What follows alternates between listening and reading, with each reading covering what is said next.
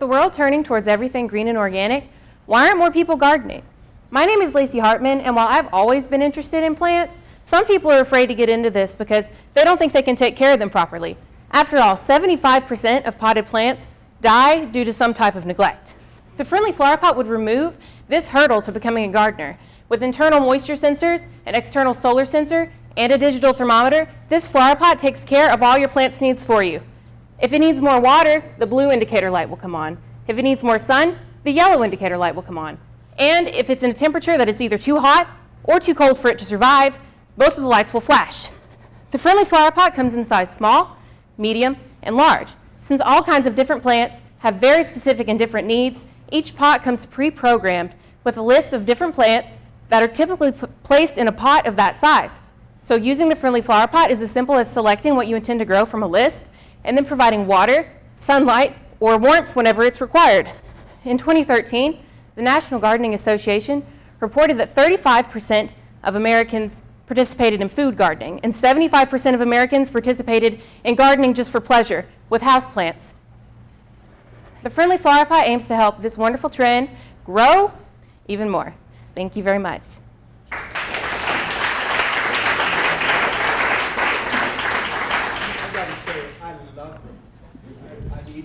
Thank you. Thank you. I want you to need one. Is this product already developed? Partially. Right now, the only thing I have attached is the solar sensor, and this is a mum, so it pretty much always needs light, so it's just always on. But yeah, right now just the solar sensor, but the thermometer and the moisture sensors would be very easy to implement. And those sensors are available to be purchased readily. I would just have to do the assembly of the pots and the sensors. You use an Arduino board to bring everything together, and how are your sensors connected to a database that knows? Yes, yes. And the database, it would be very easy to set it up because all that information on how to take care of the plants is already out there. It would just be a matter of compiling it, and then whenever the user just inputs this one, then it just sets up and it's ready to go.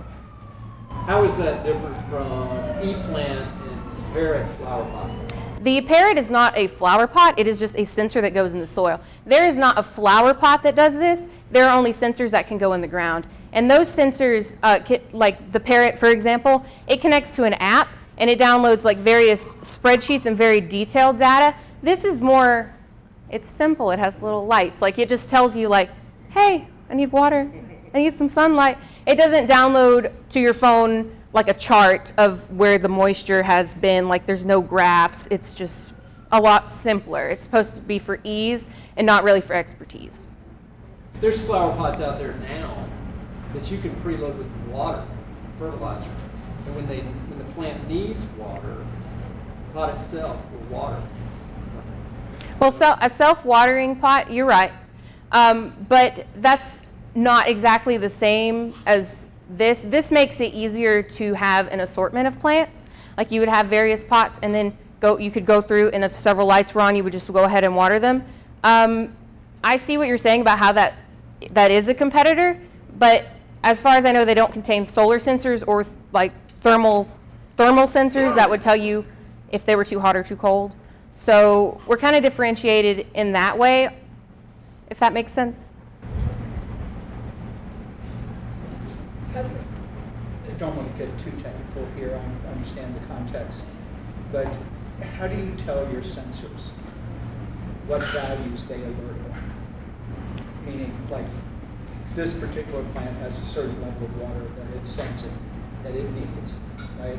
How do you inform the sensor when it's supposed to go on? I have not yet done that for anything other than solar, and the solar sensor just is timed whenever it begins receiving sunlight. It's timed based on usually 6 hours for a full sun plant, and then it would just go off after it has received 6 hours of sunlight.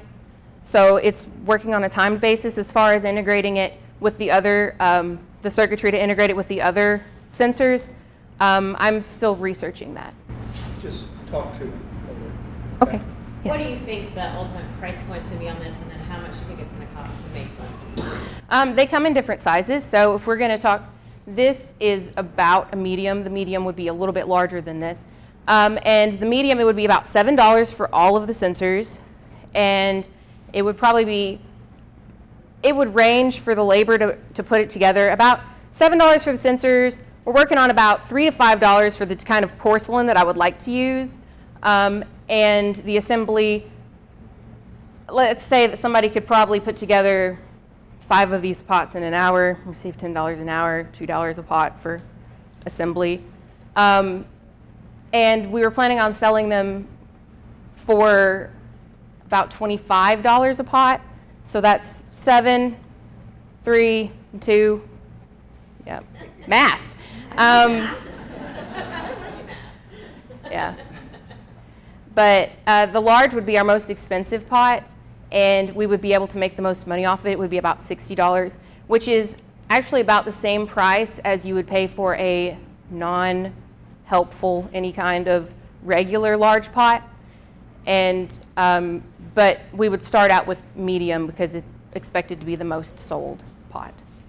Would you consider offshore production for the pot? Why or why not? I would consider it, but right now I'm considering local because I see Chattanooga as like a place that my product combines the green aspect of Chattanooga with the technological aspect of Chattanooga. I think it's very modern, and also the facilities that we would need to build it, my family owns, so we would not need the startup cost of purchasing a physical facility to put together the product, which we could outsource it, but I didn't factor that into my startup cost yet as I was planning on doing it in-house. What kind of customer discovery have you done so far, either in the nursery industry or with individual clients? I've done a little bit of both, and you're asking about like specific customer markets, right? Yeah, just how people are reacting to this and whether or not they pay the price point. Generally, everybody's been very positive, like the "I need it" response, right? It's been super positive, and everybody's been really accepting of me and my product. And I've talked to a few local nurseries. There's 9 in Chattanooga specifically that I would really like to partner with and get into. I'm from Signal Mountain, so the Signal Mountain Nursery is like #1 on my list, like to become part of that. And as far as specific customer demographics, I've looked into really the green market, which has like a billion different segments if you want to like split it up. But there's 3 main ones that I'm looking at, and that would be the naturalists who want to grow things because they feel like it makes them a better person if they grow and eat organic things, or if they grow things. And then there's the conventionalists who feel like they want to grow things because it's the right thing to do, which I feel like there's a lot of people that think that these days. But the largest customer demographic of people who I expect to buy this pot are called the drifters. And the green drifter is the person who just wants to buy things that are green and trendy when it's cost effective. And buying a $25 flower pot is very cost effective, and it's yep. Thank you.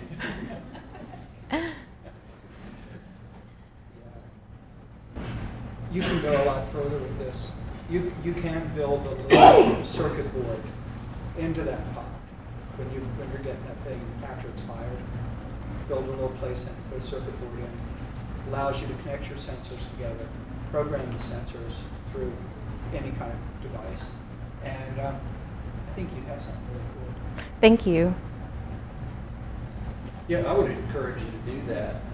You said that your product is differentiated from ePlan and Parrot because it's simpler. Yes. But I'm not so sure that's a great differentiation. You know, you may find that folks really like that level of detail around it. And so, to his point, you might want to look at that integration and how all that works together. All right. Thank you.